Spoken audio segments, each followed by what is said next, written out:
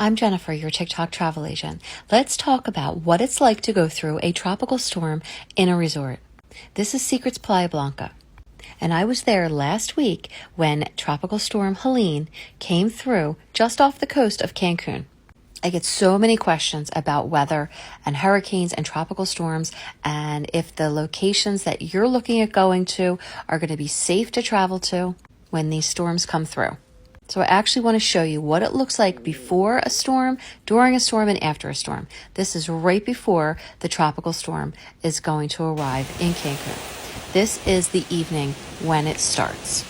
This turned into Hurricane Helene, which we all know has been quite devastating to the States. But when it passed near Cancun, it was not even nearly as strong as that because it wasn't even a Category 1 yet. It was a lot of rain, a lot of wind. It wasn't something that you wanted to hang out outside and be part of, that's for certain. But I did have to go outside in order to get to breakfast the next morning when it was still going full force.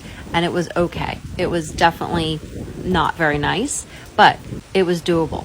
As you can see here in the morning, the palapas were down. The trees were still, for the most part, standing. Those palm trees certainly are tough buggers. But a lot of palapas fell over in the sand, which was fine. They cleaned it all up. They had them standing upright by the next day. This just gives you a sense of what it actually looks like when a tropical storm comes through the resorts. This is not what a hurricane looks like. This is a step below a hurricane. Concerning, yes. Scary, no.